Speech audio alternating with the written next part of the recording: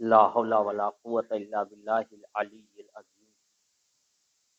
اعوذ باللہ من الشیطان اللعین الرجیم، بسم اللہ الرحمن الرحیم۔ الحمد للہ الذی لا یبلغ مدحتہ القائلون ولا یحصی نعماہ العادون ولا یؤدی حقہ المجتہدون، الذی لا یدرکہ بعد الہمم ولا ینالہ غوث الفتن، الذی لیس لصفتہ حد محدود ولا نعت موجود ولا وقت معدود ولا اجل ممدود، فطر الخلائق بقدرتہ ونشر الریاح برحمتہ وودد بالصخور میدان ارضہ، ثم الصلاۃ والسلام علی اشرف الانبیاء والمرسلین، الذی صاحب التاج والمعراج والبراق والعلم، دافع البلاء والوباء والقحط والمرض والعلم، اسمہ مکتوب مرفوع منقوش فی اللوح والقلم، جسمہ مقدس مؤطر منور مطہر فی البیت والحرم، جمیل الشیم شفیع الامم صاحب الجود والکرم، واللہ عاصمہ وجبریل خادمہ والبراق مرکبہ، والمعراج سفر سدرۃ المنتہی، کعبہ قوسین او ادنی، سید الثقلین نبی الحرمین، امام القبلتین محبوب رب المشرقین والمغربین، جد الحسن والحسین ابی القاسم محمد وعلی اہل بیت الطیبین الطاہرین المعصومین المظلومین، ولعنۃ اللہ علی اعدائہم اجمعین من یومنا ھذا الی قیام یوم الدین، اما بعد فقد قال اللہ حق قال رسول اللہ صلی اللہ علیہ وآلہ وسلم، بسم اللہ الرحمن الرحیم، فاطمۃ بضعۃ منی من آذاہا فقد آذانی، ایک صلوات بھیجیں بر محمد۔ معزز سامعین کرام،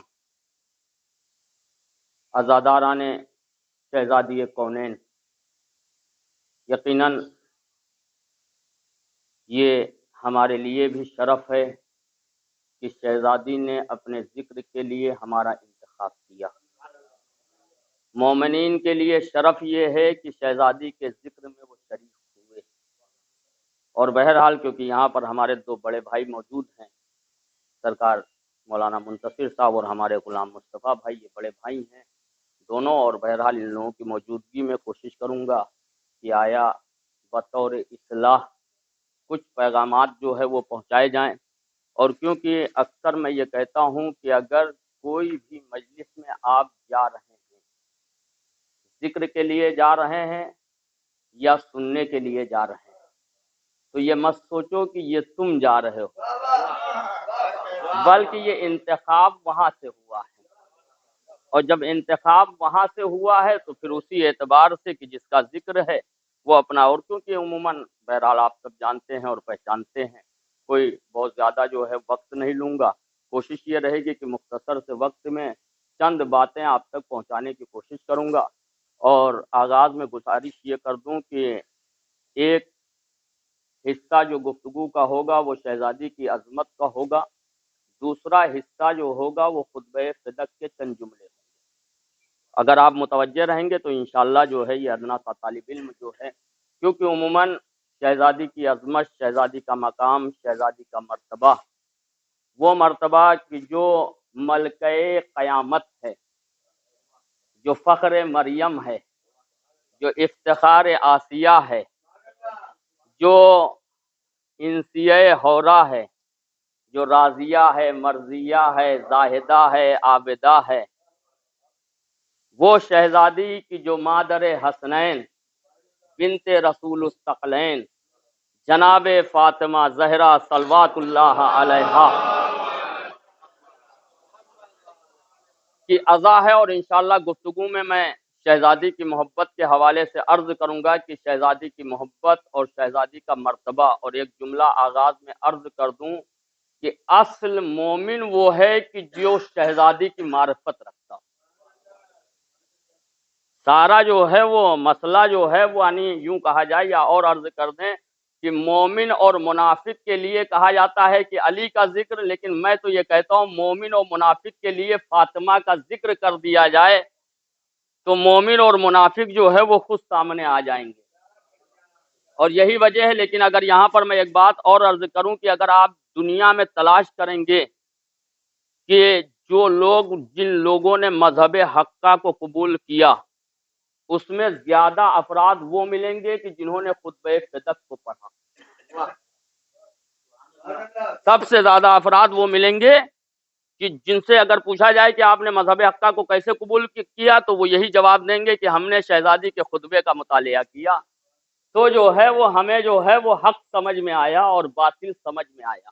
بہرحال بہت ساری باتیں ہیں، لیکن کیونکہ میں چاہتا نہیں ہوں کہ آیا وقت جو ہے وہ ضائع جائے اور بہت جلدی جو ہے اگر آپ متوجہ ہیں، لہٰذا میں یہ چاہتا یہ ہوں بہت ہی مشہور و معروف حدیث. یقیناً آپ سب جو ہے وہ بہت ہی خوش قسمت ہیں اور بہت ہی آپ کا مقام بہت بلند کہ آپ کو اللہ نے یہ توفیق دی کہ آپ نے شہزادی کے حوالے سے مجلسوں کا انعقاد کیا.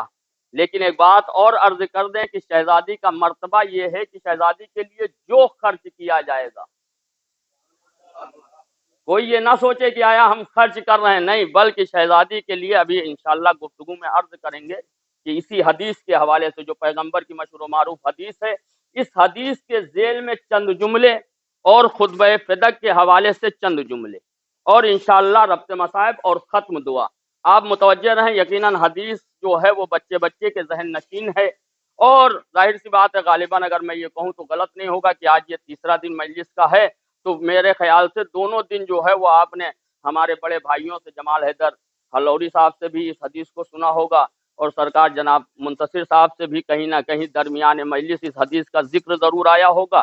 اور اس ناچیز کے ذریعے سے بھی جو ہے اس حدیث کے حوالے سے چند باتیں. پیغمبر کی بہت ہی مشہور و معروف حدیث. پیغمبر فرما کیا رہے؟ بسم اللہ الرحمن الرحیم، فاطمہ تو بضعۃ منی، فاطمہ میرے جگر کا ٹکڑا ہے. من آذاہا فقد آذانی، جس نے فاطمہ کو اذیت دی اس نے مجھے اذیت دی. لیکن یہاں پر میں ایک بات عرض کر دوں کہ دیکھیے مسئلہ یہ ہے کہ معصوم جو کہتا ہے وہ جذبات میں آ کر کے نہیں کہتا. معصوم جو کہتا ہے وہ ایموشنل ہو کر کے نہیں کہتا ہے. جیسے ہم اور آپ ہیں، بیٹے سے بہت خوش ہو گئے، نہ جانے بیٹے کو کیا کیا کہہ دیا. بیٹی سے بہت خوش ہو گئے، نہ جانے بیٹی کو کیا کیا کہہ دیا. تو ہم جو کہتے ہیں یہ جذبات میں کہتے ہیں، لیکن معصوم کے ہاں جذبات کا کوئی تعلق نہیں ہے کہ معصوم جذبات میں آ کر کے بیٹی سے خوش ہو گیا تو نہ جانے کیا کیا کہہ دیا. ایسا کچھ نہیں معاذ اللہ، کیونکہ معصوم کے ہاں جذبات کا تصور ہی نہیں پایا جاتا. کیونکہ ہمارے ہاں معصوم کے معنی یہ ہے کہ جس کے ہاں خطا کا تصور ہی نہ پایا جاتا ہو اسے معصوم کہتے ہیں. لہذا معصوم جذبات میں آ کر کے نہیں معاذ اللہ کوئی یہ کہہ دے ارے پیغمبر بیٹی سے خوش ہو گئے تو کہہ دیا کہ فاطمہ میرا جگر کا ٹکڑا ہے. تو یہ جذبات میں آ کر کے پیغمبر نہیں کہہ رہے ہیں، نہیں، بلکہ جو پیغمبر کہہ رہے ہیں واقعاً شہزادی میں وہ کمال پایا جا رہا ہے جس بنیاد پر پیغمبر کہہ رہے ہیں کہ فاطمہ میرا ٹکڑا ہے. اور صرف یہی نہیں کہہ رہے من آذاہا فقط آذانی، جس نے فاطمہ کو اذیت دی اس نے مجھے اذیت دی. من آذانی فقط اذا اللہ، جس نے مجھے اذیت دی اس نے اللہ کو اذیت دی. من اذا اللہ فقد کفر، اور جس نے اللہ کو اذیت دی وہ کیا ہوا؟ کافر ہوا یا نہیں ہوا؟ تو اب عزیزان محترم اس کا مطلب یہ ہے کہ مسلمان اور کافر کو پہچاننے کے لیے یہ نہ دیکھو کہ محمد کا کلمہ کون پڑھ رہا ہے، یہ دیکھو کہ فاطمہ کو اذیت دے رہا ہے یا ایک سلوات بھیجے پر محمد. پیغمبر فرما رہے من اذاہا فقد اذا اللہ، من اذا اللہ فقد کفر، کہ جس نے جو ہے فاطمہ کو اذیت دی اس نے مجھے اذیت دی، جس نے مجھے اذیت دی اس نے اللہ کو اذیت دی، اور جس نے اللہ کو اذیت دی وہ کیا ہوا؟ وہ کافر ہو گیا۔ اب یہ حدیث کا ایک رخ، دوسرا رخ پوری توجہ چاہتا ہوں۔ پیغمبر نے فرمایا 3 طرح سے یہ حدیث ہے، سرکار تشریف فرما ہے، تصدیق کریں گے۔ فاطمہ تو بضعۃ منی من رضاها فقد من رضاها فقد رضانی، من رضانی فقد رضا اللہ، من رضا اللہ فکونوا من الصالحین۔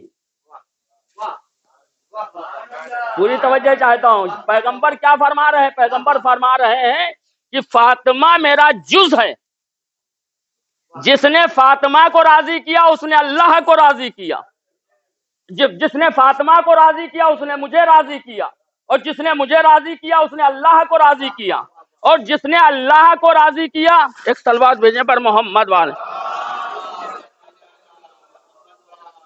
جس نے اللہ کو راضی کیا وہ کون ہے؟ صالحین میں سے ہے۔ تو اب عزیزان محترم سمجھے، ہمارے کہنے سے کوئی رضی اللہ نہیں بنے گا۔ نہیں، پوری توجہ چاہتا ہوں، پیغمبر کیا فرما رہے ہیں؟ فاطمہ میرا ٹکڑا ہے، جس نے فاطمہ کو راضی کیا اس نے مجھے راضی کیا، اور جس نے مجھے راضی کیا اس نے اللہ کو راضی کیا، جس نے اللہ کو راضی کیا وہ کون ہے؟ وہ رضی اللہ ہے۔ اب عزیزان محترم، اب کسی کو کہنے کی ضرورت نہیں ہے کہ کون رضی اللہ ہے کون رضی اللہ نہیں ہے۔ اب یہ تلاش کرو کہ فاطمہ کس سے راضی ہیں، یہ تلاش کرو کہ فاطمہ کس سے راضی ہیں۔ اگر فاطمہ راضی ہیں تو خوب رضی اللہ عنہ کہو، اور اگر فاطمہ راضی نہیں ہے تو چاہے جتنا رضی اللہ کہتے رہو، نہ کبھی رسول راضی ہوں گے اور نہ اللہ راضی ہوگا۔ اچھا چلیے، یہاں تک بات پہنچ گئی۔ بات یہ ہے کہ بھائی راضی ہونے کے لیے ثبوت چاہیے یا نہیں؟ اہل بیت ہمارے لیے کیا ہیں؟ اہل بیت ہمارے لیے آئیڈیل ہیں، اہل بیت ہمارے لیے اسوہ حسنہ ہیں، اہل بیت ہمارے لیے نمونہ عمل ہیں، اہل بیت ہمارے لیے اخلاق کا درس دے کر کے گئے، اور اہل بیت کا کمال یہ ہے کہ اہل بیت کی کوئی فرض جو ہے وہ اخلاق سے گر نہیں سکتی، ہے یا نہیں ہے؟ حدیث ذہن میں رکھیے گا، من رضاها فقد رضانی، من رضانی فقد رضی اللہ۔ تو اس کا مطلب یہ ہے، حدیث ذہن میں رکھیے گا، اب اس بات کو سمجھیں کہ آیا جو ہے اہل بیت ہمارے لیے کیا ہے؟ نمونہ عمل۔ اہل بیت ہمارے لیے کیا ہے؟ اسوہ حسنہ۔ اہل بیت ہمارے لیے کیا ہے؟ آئیڈیل۔ تو جب اہل بیت ہمارے لیے آئیڈیل ہے، اہل بیت نے ہمیں اخلاق کا درس دیا۔ درس اخلاق کا یہ دیا کہ اگر کوئی سلام کرے تو جواب دینا کیا ہے؟ واجب ہے یا نہیں واجب؟ اچھا بات آ گئی ہے تو اور عرض کر دیں، دیکھیے آج سماج اور معاشرے میں یہ بڑی خراب بیماری ہو گئی ہے کہ جس کو اللہ پیسہ دے دیتا ہے وہ سوچتا ہے کہ اب سب ہمیں سلام کریں، ہے یا نہیں؟ ہم مولانا ہو گئے تو چلے جا رہے ہیں اب لوگ ہمیں سلام کریں، کیوں؟ اس وجہ ہم مولانا ہے یا نہیں؟ مزاج یہی ہے۔ اسلام نے کیا کہا؟ اسلام نے سلام کے کیا طریقے بتائے؟ پہل کرنا ہے۔ اس کی فضیلت کیا ہے؟ جس نے سلام کیا اس کو 99 ثواب، جس نے جواب دیا اس نے کو 1 ثواب اس کے نامہ اعمال میں لکھا گیا۔ تو اب بتائیں وہ کروڑ پتی مالدار ہوا یا وہ مالدار ہوا کہ جس کے نامہ اعمال میں 99 ثواب؟ اب کوئی جو ہے وہ اکڑ رہا ہے تو اس کو اکڑنے دو۔ تو اب اہل بیت کون ہے؟ ہمارے لیے آئیڈیل ہیں۔ اہل بیت کون ہے؟ ہمارے لیے نمونہ عمل ہیں۔ اہل بیت کون ہیں؟ جنہوں نے ہمیں اخلاق کا درس دیا۔ اب سمجھے کہ شہزادی نے کسی کو سلام کا جواب کیوں نہیں دیا؟ بھائی جب ہمارے لیے آئیڈیل ہے، نمونہ عمل ہے، لیکن نہیں، پوری توجہ چاہتا ہوں بھائی، مثال کے طور پر میں آیا، آپ نے ہمیں سلام کیا، ہم نے جواب نہیں دیا، کیوں؟ اس وجہ سے کہ ہمارے آپ کے تعلقات خراب تھے، اب جب جواب نہیں دیا تو 4 لوگوں نے جو دیکھا تو کہا مولانا کہ ان سے تعلقات خراب ہیں اس لیے سلام نہیں دیا، سلام کا جواب نہیں دیا۔ لیکن سلام کا جواب نہیں دیا تو اس سے یہ ظاہر ہو گیا کہ ہم میں اور ان میں کچھ اختلاف ضرور ہے، لیکن اگر ہم میں اور ان میں اختلاف ہے اور انہوں نے سلام کیا اور ہم نے جواب دے دیا تو لوگ کیا کہیں گے؟ لگ رہا ہے اختلافات ختم ہو گئے، ہے یا نہیں؟ اختلاف ختم ہو گیا، تبھی تو ہم نے سلام کا جواب دیا۔ اب سمجھے شہزادی نے سلام کا جواب کیوں نہیں دیا؟ بھائی اس حدیث کی لاج رکھنے کے لیے شہزادی نے سلام کا جواب نہیں دیا۔ اگر سلام کا جواب دے دیتی تو یہ فیصلہ کیسے ہوتا کہ فاطمہ راضی ہے یا ناراض ہیں؟ ایک سلوات بھیجے بر محمد با، بھائی یہ کیسے پتا چلتا؟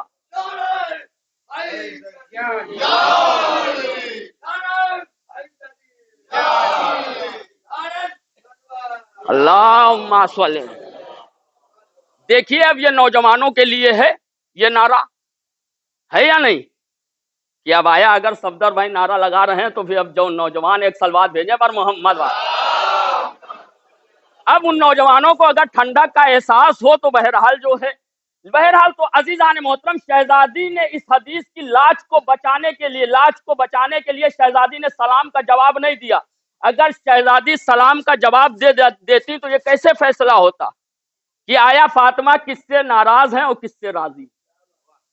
اور عزیزان محترم شہزادی کو راضی کرنا ہے، شہزادی راضی ہوں گی تو رسول راضی ہوگا، جب رسول راضی ہوگا تو اللہ راضی ہوگا۔ پھر پیغمبر نے فرمایا فاطمہ تو بضعۃ منی من احبھا فقد احبنی من احبنی فقد احب اللہ۔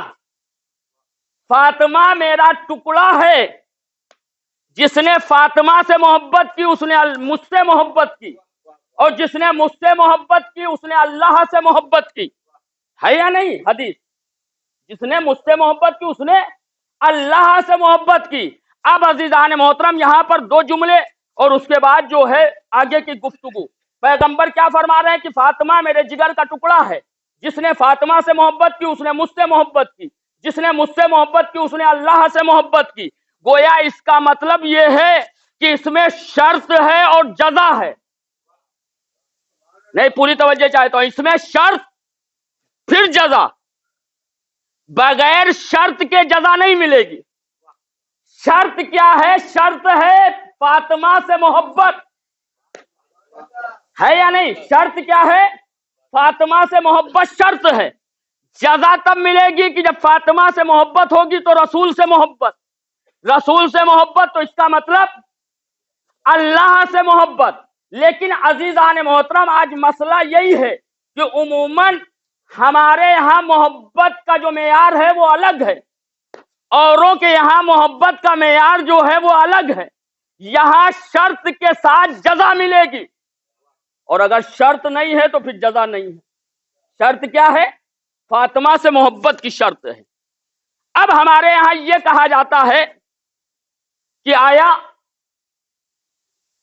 یہ اصحاب کرام کو جو ہے وہ برا کہتے ہیں، تو ہمارے لیے الزام کیا ہے کہ ہم کافر ہو گئے، ہے یا نہیں؟ اصحاب کرام کو یہ ہمارے اوپر الزام ہے کہ ہمارے اوپر الزام یہ ہے کہ ہم معاذ اللہ صحابہ کرام کو برا کہتے ہیں، لہذا صحابہ کرام کو برا کہا تو اس کا مطلب رسول کو برا کہا، اور جب رسول کو برا کہا تو کیا ہوا کہ ہم جو ہے وہ کافر ہو گئے۔ لیکن یہاں پر عبد الحسین بابہانی نے بڑی اچھی ہے، مناظرے میں بڑی اچھی بات کہی۔ انہوں نے کہا یہ کہ ہم کسی صحابی کو برا نہیں کہتے، ہم کسی صحابی کو برا نہیں کہتے اور کسی برے کو صحابی نہیں کہتے۔ اچھا یہ بتائیں کہ صحابی کا معیار کیا ہے؟ حدیث ذہن میں رکھیے گا، من احبا فقد احبنی، جس نے فاطمہ سے محبت کی اس نے مجھ سے محبت کی۔ صحابیت کا معیار کیا ہے؟ صحابیت کا کرائٹیریا کیا ہے؟ صحابی کہتے کسے؟ تو تمام عالم اسلام کے تمام فرقوں نے صحابی کی جو ڈیفینیشن بیان کی وہ یہ کہ صحابی کہتے اسے ہیں کہ جو محمد کو محبت کی نگاہ سے دیکھے. بات ذہن میں رکھیے گا, صحابی کہتے کسے ہیں؟ تمام پورے امت مسلمہ نے اس بات کو لکھا کہ صحابی کہتے اسے ہیں کہ جو محمد کو محبت کی نگاہ سے دیکھے. اب چاہے ایک بار دیکھے چاہے بار بار دیکھے, چاہے ایک بار دیکھے اور چاہے بار بار دیکھے, مگر کیا شرط ہے؟ صحابی محمد کو محبت کی نگاہ سے دیکھے. یہ امت مسلمہ صحابی کا درجہ اسے دے رہی ہے کہ جو محمد کو محبت کی نگاہ سے دیکھے. لیکن ہم محبان اہل بیت نے ایک قدم آگے بڑھایا. ہمارے ہاں یہ نہیں ہے کہ صحابی محبت کی نگاہ سے دیکھے, بلکہ ہمارے ہاں شرط یہ ہے کہ وہ محبت کا ثبوت بھی دے.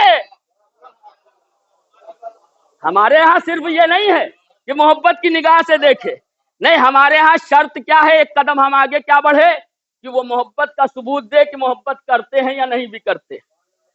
نہیں عزیزان محترم, ایسے نہیں. پوری توجہ چاہتا ہوں, وجہ میں مثال سے بات واضح کر دوں, جلدی سے بات واضح اس طرح سے کر دوں کہ بھائی مثلا آپ نے کہا کہ ہم مولانا محمد مہدی سے بہت محبت کرتے ہیں, بہت چاہتے ہیں, بہت پسند ہے, بڑے اچھے آدمی, اور بہت ہم ان کے جو ہے مرید ہیں, یہ سمجھ لیجیے.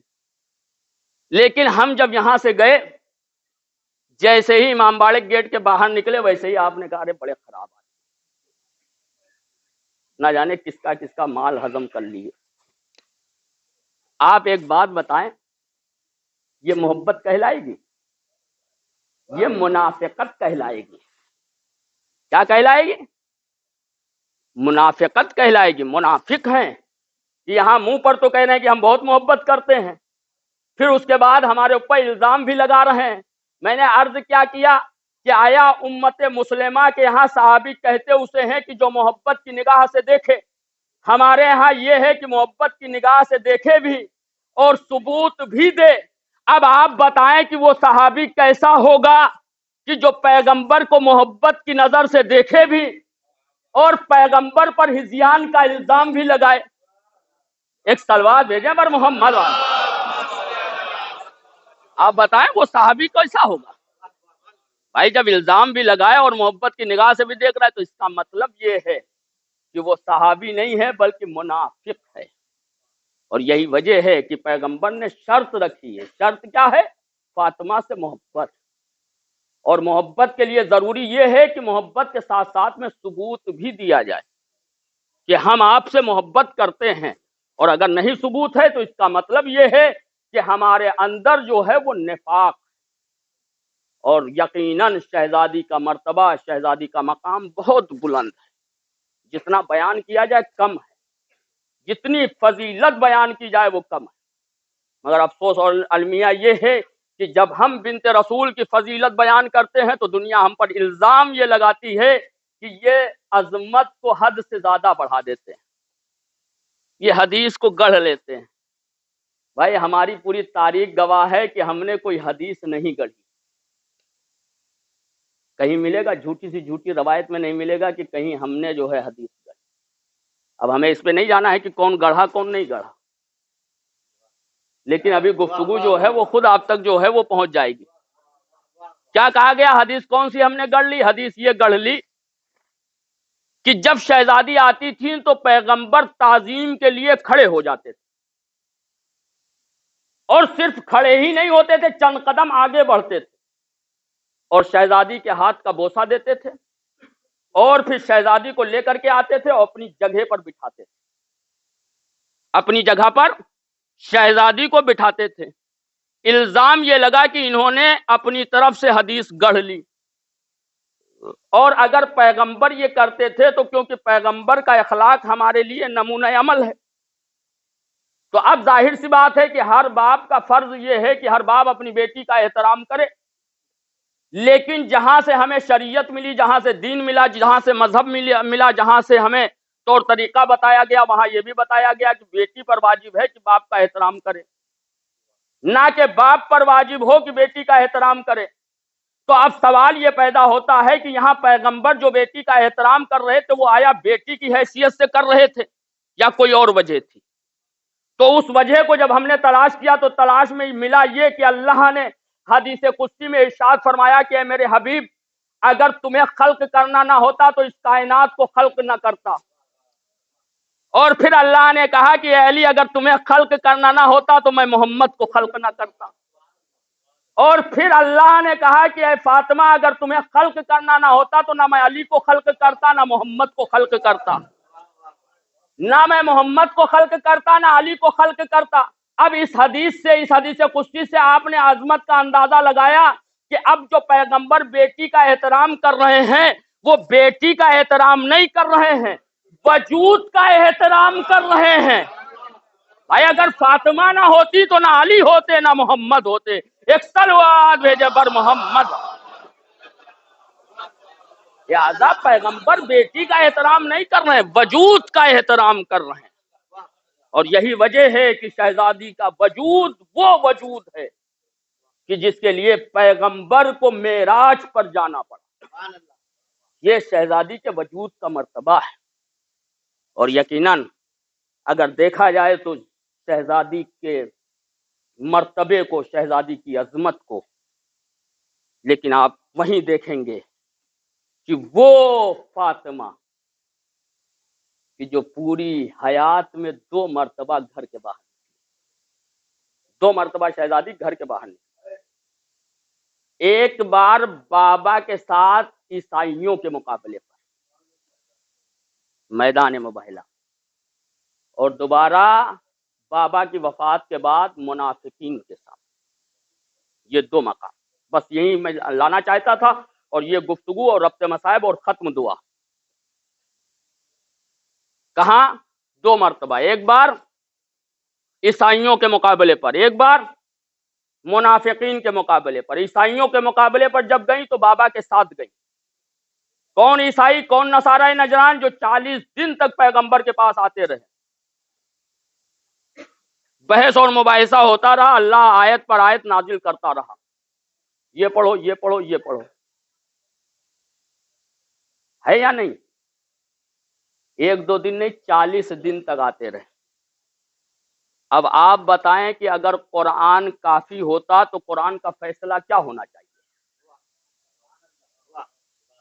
بھائی جب قرآن خود اپنے لیے کافی نہیں ہے، بھائی مسئلہ یہ ہے کہ 1-2 دن کی بات نہیں، 40 دن کی بات ہے. اور جب قرآن کافی ہے تو قرآن اگر اپنے لیے کافی تھا تو فیصلہ کیا ہونا چاہیے؟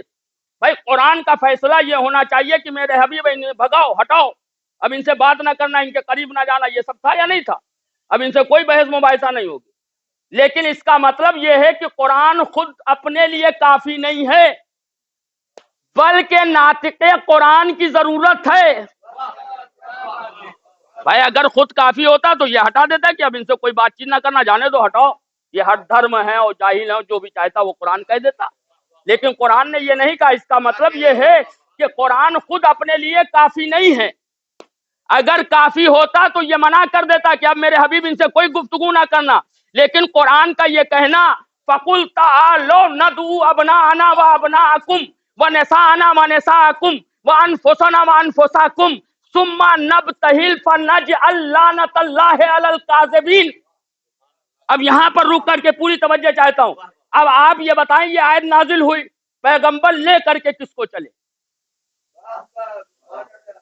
پیغمبر خود، حسن اور حسین، علی اور شہزادی کونین. نصارہ نجران کتنے دن تک آئے؟ 40 دن تک آئے یا نہیں آئے؟ اب آپ بتائیں کہ 40 دن تک آئے، پیغمبر سے بحث مباحثہ ہوتا رہا، پیغمبر کو بھی دیکھا. اتنے دن میں علی سے بھی ملاقات بارہا ہوتی رہی. ہوتی رہی یا نہیں ہوتی رہی؟ ہوتی رہی یا نہیں؟ اب آپ بتائیں کیا حسن حسین نانا کے پاس نہیں آتے ہوں گے؟ حسن اور حسین نہیں آتے ہوں گے؟ بھائی یہ بھی آتے ہوں گے. اب اس پنجتن میں تنہا ایک ذات ہے کہ جسے عیسائیوں نے نہیں دیکھا تھا. نہیں، پوری توجہ چاہتا ہوں. عیسائیوں نے جسے نہیں دیکھا تھا وہ ذات شہزادی کونین کی ذات تھی. اور جب نصارہ نجران نے دیکھا تو کیا کہا کہ ہم ایسے چہرے دیکھ رہے ہیں کہ اشارہ کر دے تو پہاڑ اپنی جگہ سے ہٹ جائے. ہے یا نہیں؟ یہی تو کہا نصارہ نجران نے. تو اب آپ یہ بتائیں کہ نصارہ نے مباہلہ کیا یا نہیں کیا؟ بتائیں گے مباہلہ کیا یا نہیں کیا؟ نہیں کیا مباہلہ. تو اب مباہلہ نہیں کیا تو ہارے یا جیتے؟ ہارے یا جیتے؟ ہارے. بھائی مباہلہ نہیں کیا، ہارے. اگر ہارے تو لعنت کے مستحق کیوں نہیں ہوئے؟ میں پوری توجہ چاہتا ہوں بھائی. اگر ہارے تو لعنت کے مستحق کیوں نہیں ہوئے؟ تو ہر شخص یہ کہے گا کہ مولانا وہ ہوشیار تھے، چالاک تھے، مباہلے سے ہٹ گئے، لہذا لعنت سے بچ گئے. اب جو مقابلے پہ آیا ایک سلوات بھیجے بر محمد. بھائی ہٹ گئے یا نہیں ہٹ گئے؟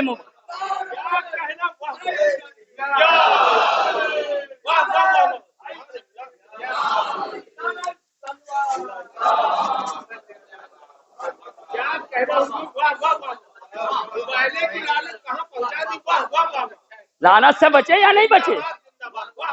عقل مند تھے، ہوشیار تھے کہ یہ گلے میں توق قیامت تک کے لیے پڑ جائے گا. اب آپ بتائیں کہ وہ کہاں جائیں گے جو زہرا کے مقابلے پر آ گئے؟ وہ قیامت تک لعنت سے نہیں بچ سکتے. اور ایک بات عرض کر دیں کہ بڑی اتحاد کی بات آج کل ہو رہی ہے، جہاں دیکھو وہاں اتحاد کی بات ہو رہی ہے. لیکن ایک بات عرض کر دیں کہ اگر اتحاد کی بات کرنا ہے تو شہزادی کا جب مسئلہ آئے تو وہاں دور ہو جاؤ. بھائی اماں کا احترام واجب ہے یا نہیں ہے؟ لہذا اتحاد ٹھیک ہے، ہم اتحاد کے مخالف نہیں ہیں، لیکن جب حق اور باطل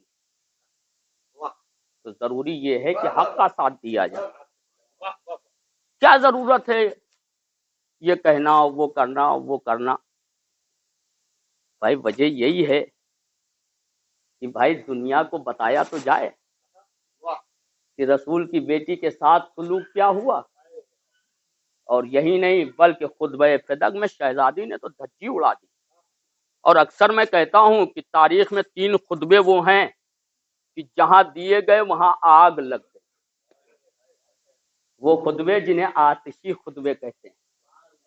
ایک خطبہ فدق دربار میں دیا گیا تو دربار جھلس گیا، اور ایک خطبہ شکشکیہ جو علی نے دیا تو خلافت جھلس گئی، اور ایک خطبہ شام کے دربار میں جو زینب نے دیا تو دربار شام جھلس گیا. یہ 3 خطبے وہ ہیں کہ جو آتشی خطبے ہیں. کیونکہ وقت نہیں ہمارے پاس، نہیں تو جو ہے، لیکن آج اس خطبے کے چند جملے پوری توجہ چاہتا ہوں. انشاءاللہ ایک طالب علم کی بات ہے اور پیغام ہے، اگر پہنچ گیا تو یقیناً جو ہے دعا سے نواز دیجئے گا. شہزادی دربار میں آئی، کہاں؟ منافقین کے مقابلے. کس کے ساتھ آئیں؟ ام ایمن کے ساتھ آئیں. اب جب شہزادی ام ایمن کے ساتھ آئیں تو کیونکہ ام ایمن طویل قامت تھی، آگے ام ایمن پیچھے شہزادی. میں نے عرض کیا کہ 2 مرتبہ شہزادی گھر کے باہر نکلی، ایک بار نصارہ نجران کے مقابلے پر اور ایک وفات رسول کے بعد دربار میں. وہ بھی ایسے ہی نہیں پہنچ گئی، کئی دن سے پیغام بھیجتی تھی کہ دیکھو جو تم نے لیا ہے یہ غریبوں کا مال ہے، یہ ضرورت مندوں کا مال ہے، یہ یتیم مسکین کا حق ہے. اور ایک بات عرض کر دے کہ اہل بیت کا کمال یہ ہے کہ اہل بیت جو رزق دیتے ہیں تو وہ یہ نہیں دیکھتے کہ دوست کون ہے دشمن کون ہے. وہاں یہ نہیں ہے کہ آیا یہ دوست ہے تو اسے بورا بھر کے دے دیا جائے، یہ دشمن ہو تو اسے بھگا دیا جائے. یہاں تو کمال یہ ہے کہ جو بھی آئے وہ لے جائے. لہٰذا یہ باغ فدق جو ہے وہ یتیم مسکین اور اسیر اور بیواؤں کا حق تھا، جس پر حکومت نے حاکم نے بین لگا دیا، پابندی لگا دی تھی. شہزادی روز خبر بھیجتی تھی کہ اب ہو جائے اب ہو جائے. جب دیکھا اب نہیں ہوگا تب شہزادی ام ایمن کو لے کر کے دربار گئی. نہیں بلکہ دربار کہا جاتا ہے وہ اصل میں مسجد نبوی تھی جہاں شہزادی گئی تھی. اب کیونکہ حاکم بیٹھا ہوا ہے لہذا اس کا دربار کا نام دے دیا گیا، ورنہ کوئی دربار مدینے میں اس وقت تک نہیں بنا تھا. واحد جو تھی وہ مسجد نبوی، اور شہزادی وہاں پہنچی، ام ایمن ساتھ میں ہے، پوری توجہ چاہتا ہوں، ام ایمن ساتھ میں ہے اور آگے ام ایمن پیچھے شہزادی، اور جب شہزادی پہنچی تو عالم یہ ہے کہ کسی نے شہزادی کا احترام نہیں، اب جو احترام نہیں کیا تو شہزادی نے فرمایا کہ تم کیا سمجھ رہے ہو کہ تم میری عزت نہیں کرو گے تو میری عزت میں کمی آ جائے گی؟ تم میری عزت نہیں کرو گے تو کیا میری عزت میں کوئی کمی آ جائے گی؟ تم ہمارا احترام نہیں کرو گے تو کیا میرے احترام میں کمی آ جائے گی؟ لیکن آج تم نے اپنی اوقات بتا دی، پوری توجہ چاہتا ہوں، یہ شہزادی کے الفاظ ہیں جو میں اردو زبان میں عرض کر رہا ہوں کہ آج تم نے اپنی اوقات بتا دی کہ جو اتنی جلدی سیرت رسول بھول گیا، بھائی جو اتنی جلدی رسول کی سیرت بھول گیا وہ رسول کی شریعت کا ٹھیکیدار کیسے بن گیا؟ ایک صلوات بھیجے بر محمد،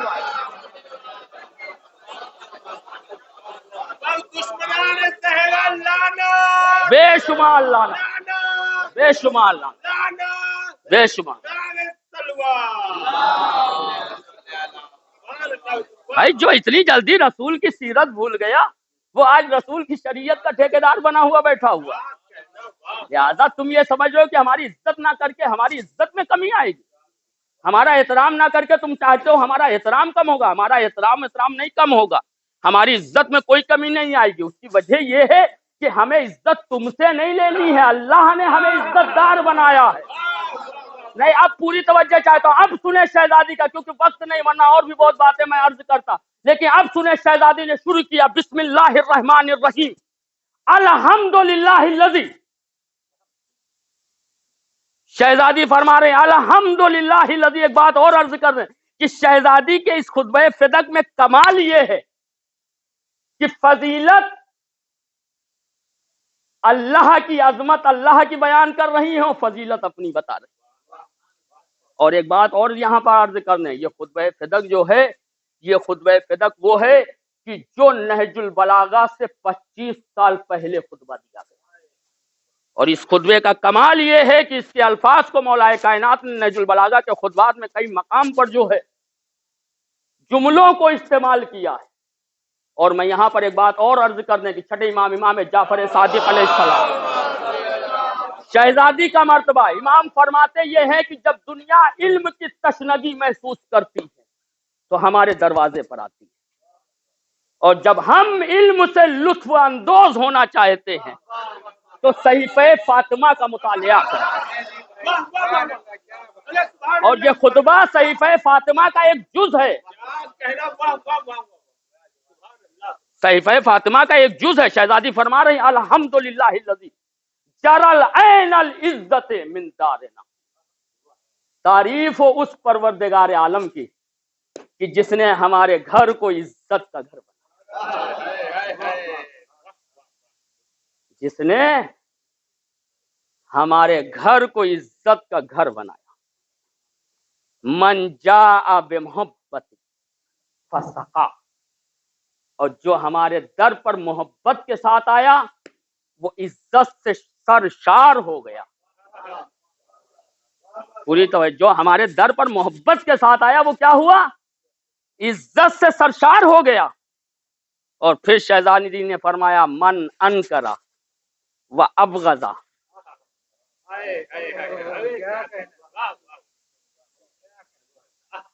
شہزادی نے فرمایا کہ جو میرے در پر محبت کے ساتھ آیا وہ عزت سے سرشار ہو گیا۔ اور پھر شہزادی نے کیا کہا؟ من انکر و ابغض، جس نے ہماری عظمت کا انکار کیا اور جس نے ہم سے بغض رکھا وہ عزت کا پیاسا رہا۔ جس نے ہمیں انکار کیا، ہم سے بغض رکھا، تو اس کا نتیجہ کیا نکلا؟ اس کا نتیجہ یہ نکلا کہ پھر وہ عزت کا پیاسا رہا۔ اب یہاں پر آیت اللہ کاظم قزوینی العراقی، جنہوں نے ایک کتاب لکھی جس کا نام فاطمہ تو من المہد الی اللحد، فاطمہ تو زہرا من المہد الی اللحد، یہ کتاب تقریباً جو ہے وہ 350 ورق ہیں اس میں، اور اس میں صرف خطبہ فدق کی تشریح کی کاظم قزوینی نے، انہوں نے اس حوالے سے جو تشریح کی وہ اس طرح سے کہ آیا پیاسا کسے کہتے ہیں اور سہراب کسے کہتے ہیں؟ نہیں، پوری توجہ چاہتا ہوں بھائی. آپ 4-5 گلاس پانی پی کر کے آئے، جیسے ہی آپ آئے پانی پیجیے گا نہیں. انہوں نے کہا پانی پیجیے گا نہیں. انہوں نے کہا پانی پیجیے گا، کہا نہیں. تھوڑی دیر کے بعد ایک پیاسا آیا. اب جب وہ پیاسا آیا کہا پانی پلا دیجئے. انہوں نے کوئی جواب نہیں دیا. کہا پانی پلا دیجئے. انہوں نے کوئی جواب نہیں. کہا پانی پلا دیجئے انہیں. اب سمجھے کہ سیراب اور پیاسے میں فرق کیا ہوتا ہے. بھائی جو سیراب جو ہوتا ہے وہ مستغنی ہوتا ہے، اپنی استغنانیت کا اعلان کرتا ہے، اور جو پیاسا ہوتا ہے وہ در در بھٹکتا ہے. بھائی جو پیاسا ہوتا ہے وہ در در بھٹکتا ہے. اب یہی وجہ ہے کہ دنیا اسی تعجب میں پڑی ہوئی ہے کہ آخر علی والے کسی در پہ جاتے کیوں نہیں ہیں. ایک صلوات بھیجے بر محمد. دنیا اسی اس میں پریشان ہے.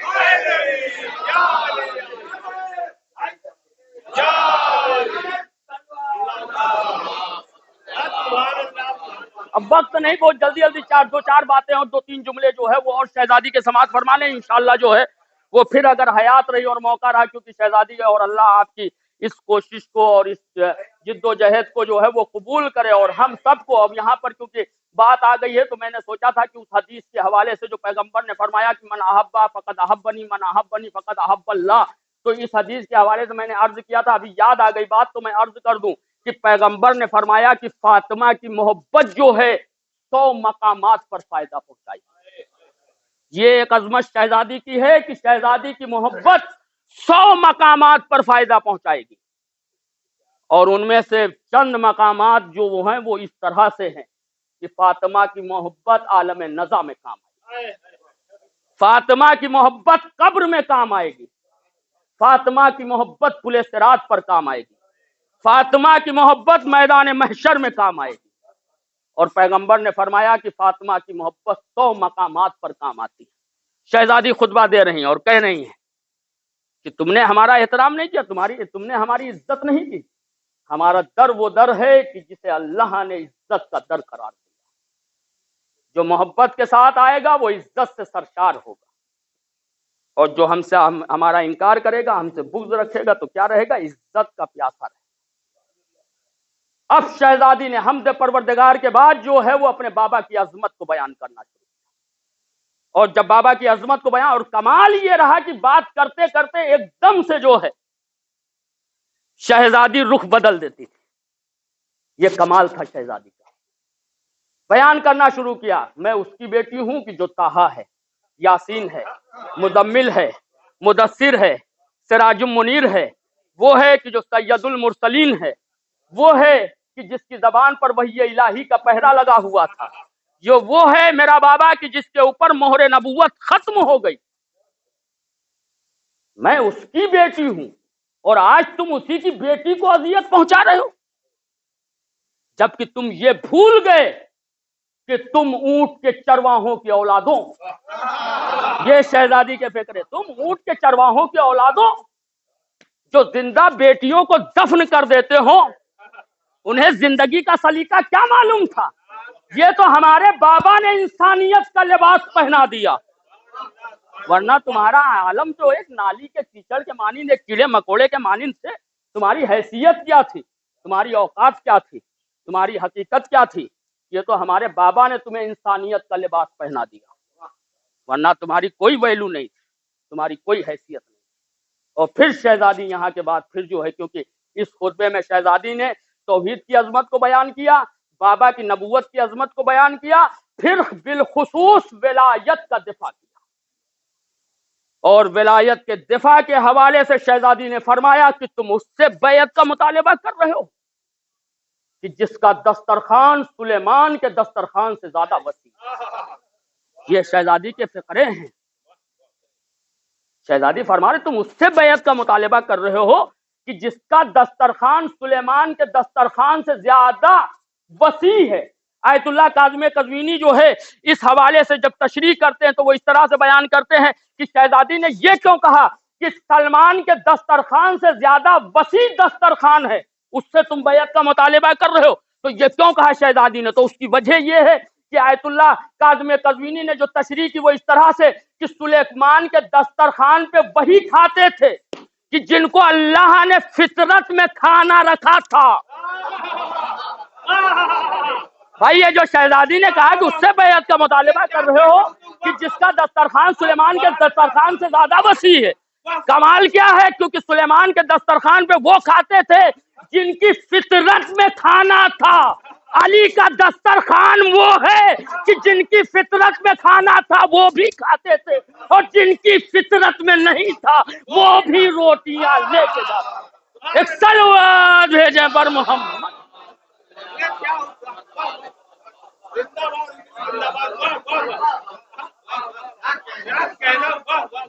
سے بیعت کا مطالبہ کر رہے ہیں۔ پھر شہزادی نے فرمایا، پوری توجہ چاہتا ہوں انشاءاللہ، بہت جلدی وقت ہو گیا ہے، صلوات بھیجے بر محمد۔ اگر 5 سے 10 منٹ کا وقت معذرت کے ساتھ جو ہے۔ کیا فرمایا؟ ایکم راسو، اس سے بیعت کا مطالبہ کر رہے ہو، من سفرت سلیمان، جس کا دسترخوان سلیمان کے دسترخوان سے زیادہ وسیع۔ پھر شہزادی نے فرمایا اس سے بیعت کا مطالبہ کر رہے ہو، ایکم، شہزادی نے فرمایا ایکم یمسہ اللہ قرآنن، اس سے بیعت کا مطالبہ کر رہے ہو کہ جس کو اللہ نے قرآن میں قرآن کہہ کے خطاب ہے، پوری توجہ چاہتا ہوں، اس سے بیعت کا مطالبہ کر رہے ہو جس کو اللہ نے قرآن میں قرآن کہہ کے خطاب کیا۔ آیت اللہ کاظم قزوینی بیان کرتے ہیں کہ قرآن مجید میں تقریباً 67 مقامات وہ ہیں کہ جہاں پر لفظ قرآن آیا۔ پوری توجہ چاہتا ہوں، جہاں پر لفظ قرآن آیا ہے کتنے مقامات ہیں؟ 67 مقام۔ اور وہ تشریح میں فرماتے یہ ہیں کہ اس میں سے زیادہ مقام وہ ہیں کہ جو علی کے لیے استعمال ہے۔ اور شہزادی کیا فرما رہے ہیں؟ اس سے بیعت کا مطالبہ کر رہے ہو کہ جسے اللہ نے قرآن میں قرآن کہہ کے خطاب کیا، اور صرف اللہ نے نہیں بلکہ پیغمبر نے فرمایا علی مال قرآن بل قرآن مال علی، علی قرآن کے ساتھ ہے، قرآن علی کے ساتھ ہے۔ اب کاظم قزوینی اس حوالے سے شہزادی کے اس فقرے کے حوالے سے جو تشریح کر رہے ہیں تو وہ قرآن کی آیت پیش کرتے ہیں، وَلَوْ أَنَّا سُيِّرَتْ بِهِ الْجِبَالُ أَوْ قُطِّعَتْ بِهِ الْأَرْضُ وَكُلِّمَ بِهِ الْمَوْتَىٰ۔ یہ آیت کاظم قزوینی نے کہ آیا جو ہے اللہ کہہ رہا ہے اس قرآن کے ذریعے سے زمین کی مسافتیں طے کی جا سکتی ہے، قرآن کے ذریعے سے پہاڑ چلائے جا سکتے ہیں، قرآن کے ذریعے سے مردے جلائے جا سکتے ہیں۔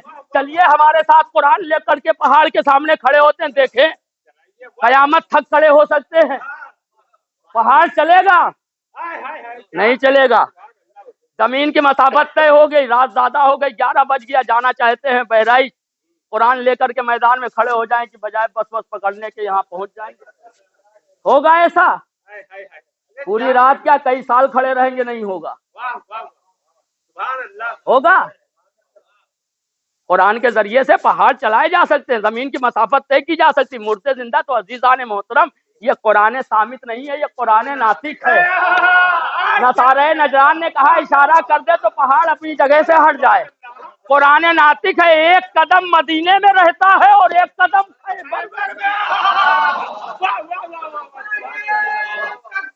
اللہ اکبر۔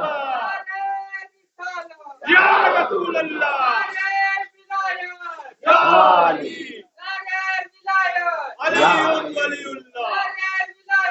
علی ولی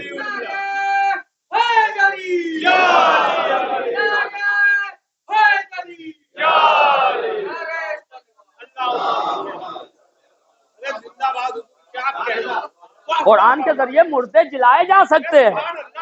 کسی کا انتقال ہو جائے، سینے پہ پورا قرآن رکھ دو، بیٹھ جاؤ، اب زندہ ہوگا، اب زندہ ہوگا، ہوگا زندہ؟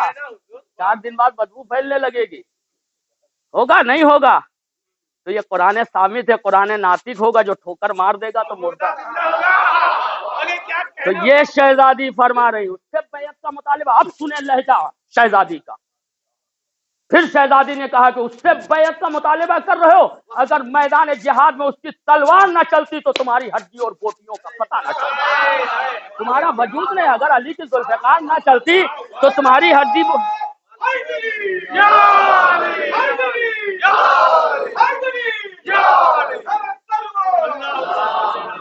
تمہاری ہڈی اور بوٹیوں کا پتہ نہ چلتا اگر ہمارا شوہر علی نہ ہوتا۔ آج جو تم مال کھا رہے ہو پاکوں سے کب کا ختم ہو گئے ہوتے، یہ علی کی ذوالفقار کا صدقہ ہے، جو مال غنیمت لے لے کر کے آتے تھے اور پکوان کھاتے تھے، اور اسی سے بیعت کا مطالبہ کر رہے ہیں۔ یہ شہزادی کا موقع ملا، حیات رہی تو انشاءاللہ پھر کبھی اگر آپ نے ایام فاطمیہ کا اہتمام کیا تو پھر اب 2 جملے اور اس کے بعد ربط مصائب اور ختم ہوا۔ یہ شہزادی نے پھر اس کے بعد احکام شریعہ پر بھی گفتگو کی، ایسے ہی نہیں یہ حلال کیوں ہے، یہ حرام کیوں ہے، نماز بڑا پڑھتے ہو، صبح اٹھا بیٹھی دن میں ہر وقت لگے رہتے ہو، پتا بھی ہے یہ نماز کیوں پڑھی جاتی ہے، یہ جو واجب نماز پڑھ رہے ہو تو یہ ایسے ہی تھوڑی نا بڑے شوقین ہو نماز کے، تو یہ ایسے ہی نماز ہے، اس لیے نماز کو واجب قرار دیا تاکہ تکبر نہ رہے، جو زمین پہ اکڑ کے چلتے ہو تو رکوع تک آ جاؤ، اور یہاں اکڑ نہ ختم ہو تو زمین تک آ جاؤ، کیونکہ تمہاری اوقات ہی زمین ہے، کیونکہ تمہاری اوقات ہی جو ہے وہ زمین ہے۔ اب حاکم کہتا